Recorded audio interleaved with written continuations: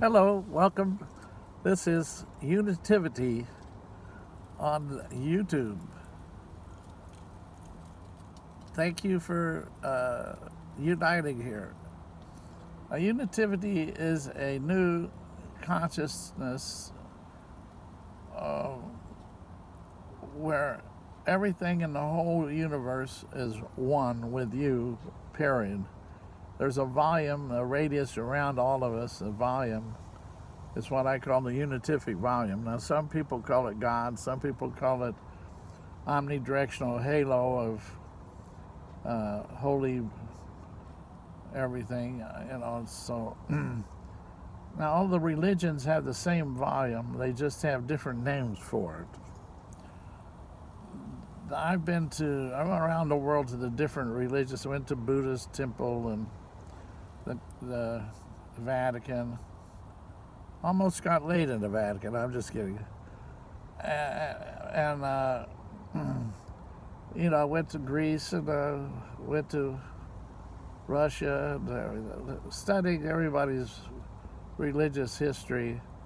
Went to Jerusalem, and it appears that they're all different languages, Islam, and they're all talking about the same volume in which we live and how we relate to the environment, just as any other life forms. So the volume is full of, we've found masses of trees and water and fire, but they're all made up of what has been found through history, the elements of the 92 elements. Now, they make some in the laboratories, 110, 111. They keep splitting those things up and getting quarks and all these things. But basically, when they're at rest in the universe, not at rest, but at their normal humming harmony of gravitational interactions, they are actually, I think I'm recording this, I'm not sure, but yeah. The 92 elements are different radiuses of the same velocity of orbital masses, which is actually more radiuses of orbital masses beyond our ability to measure. An angstrom is an electron, a minimum electron diameter. Half that radius is, it's so small, but it's going 186,000 miles a second, so it sweeps out the radius from what I can figure out around 500 miles. So every electron in the whole planet out to vacuum, when you go out into outer, where there's less 92 elements, there's all these things are sweeping out 500 square miles. Now, the planet Earth, if you added up all those 500 square miles of all the mass of, and then the moon, I figured equals the same amount of area that the planet sweeps around the sun in the same time, because that's opposite and equal reaction. And that's an orbital radius area.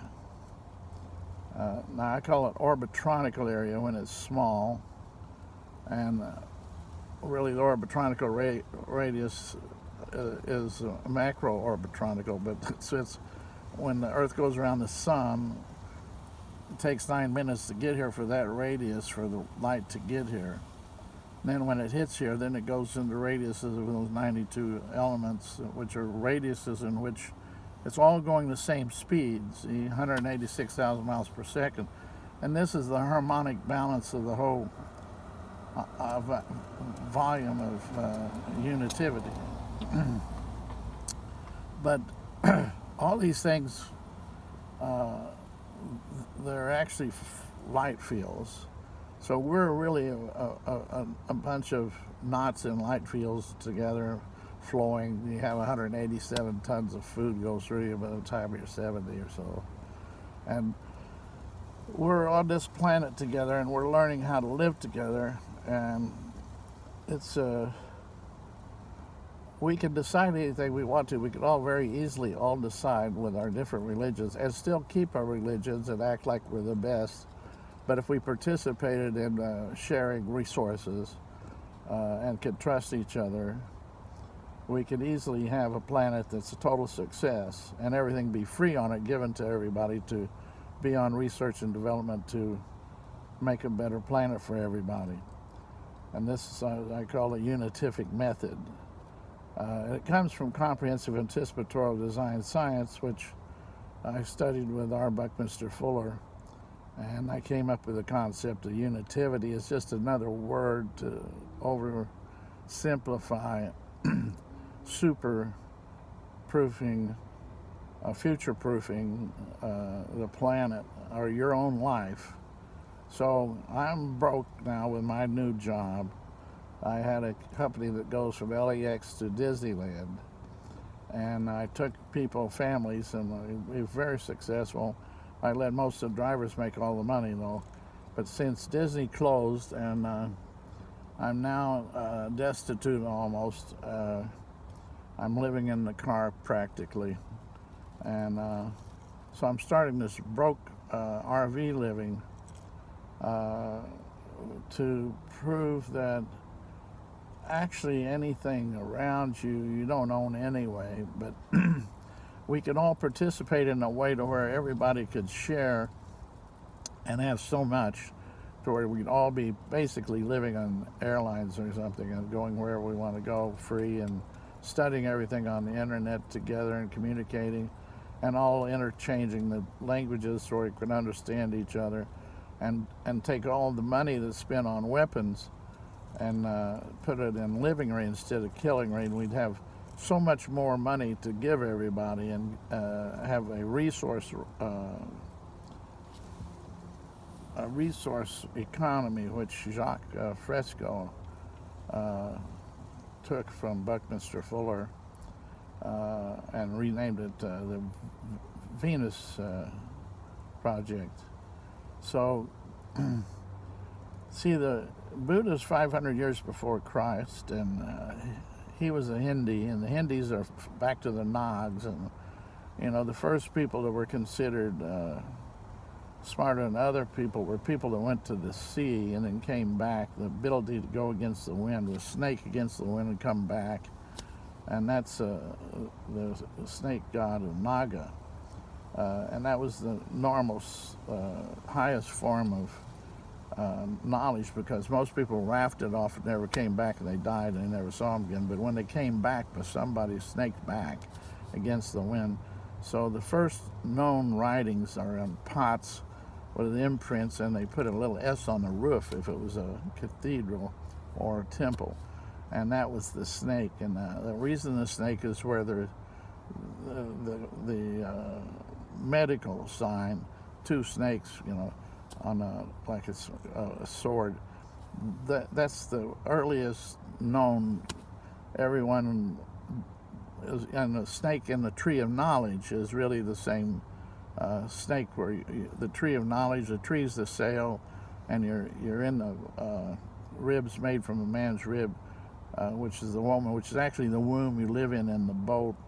And then the knowledge in the tree is the snake, and the fruit is the new world that you have to use by navigating. Navi means birthway, navigate, sort of the person who does it, the captain kind of thing, and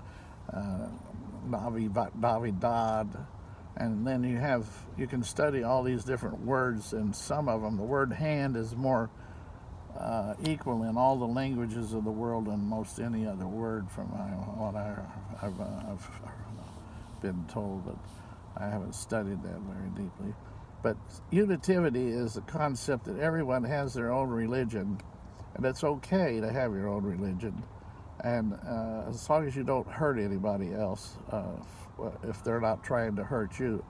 That's the basic principle of Unitivity, is living together. And Unitivity is a concept of measurement. So if you don't measure anything, you're really not doing anything. But you can meditate and have one point in mind, like transcendental meditation. But the main thing is to measure things. Now, we're not very good at it so far, because no one can tell me how many angstroms in a light year right off when you go ask someone on the street. And in reality, until that's happening, no one's really gone to school and learned anything. They're just learning the tricks on how to net the buck, as they say in Boston, and do little tricks to get around the rules, like other people have been taught who are considered the smartest people. But in reality, they're on a small level relative to the universe. And the universe, I think, helps people who are out to help everyone in the world, no matter who they are, and that's more important than them. So, if you try to help yourself, you'll get killed. The universe doesn't like you do that. And if you try to help everybody else, the universe will make you very happy and do little tricks, and people will help you because they're part of the universe too. And so hit that button and subscribe, and I'll see you later. This is the first Unitivity YouTube, and I'm going to try to put this up soon. Adios, amigos.